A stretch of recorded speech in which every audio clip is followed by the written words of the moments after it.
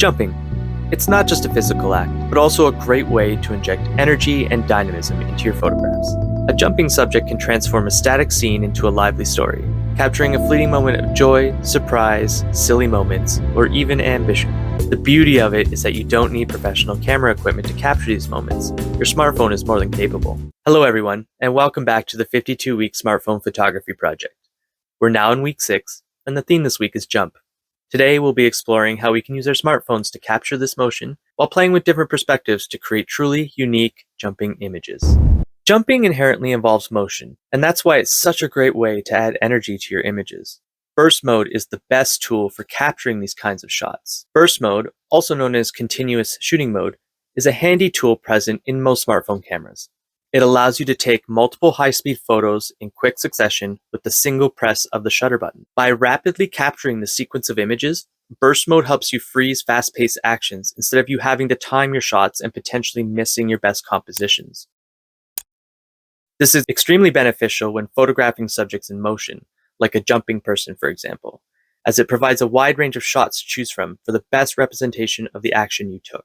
On Android devices, accessing burst mode is super easy. Just hold down the shutter button and give it a quick swipe down. Depending on your model, you may just have to hold down the shutter button. For iPhone users, it's almost as easy. Open up your camera and swipe and hold the shutter button to the left. Both phones will continue snapping photos in burst mode as long as you're holding down the shutter button. Simply release it to stop the action. Let's talk about perspective. When shooting jumping photos, try taking shots from different angles. As with most compositions, one angle can look dramatically different than another. For example, if you shoot from a low angle, it can make your subject appear as if they're jumping much higher than they really are. This is a fun way to make your photos a little more interesting. The rule of thirds is a basic principle in photography that can help make your photos more balanced and visually appealing. Imagine a grid over top your photo and try placing the jumping action along one of the grid lines or at one of the intersection points. This can really draw the viewer's eye to the subject, as our eyes are naturally drawn to these points. Better yet, in the camera settings of both Android and iPhones, you can actually enable a grid overlay that helps you position your subjects better. I highly encourage you to enable this. As we've all probably figured out, lighting plays a crucial role in smartphone photography. We know that different times of the day offer different kinds of natural lighting, each giving your photo a unique feel. Using some dramatic backlighting, for example, can create a silhouette effect, and that gives your jump shots more of a dramatic edge.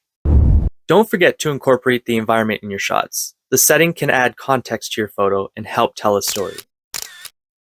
For instance, if you're photographing someone jumping off a low wall or curb included in your shot, it gives the viewer a sense of place and adds an extra layer of interest to your photo.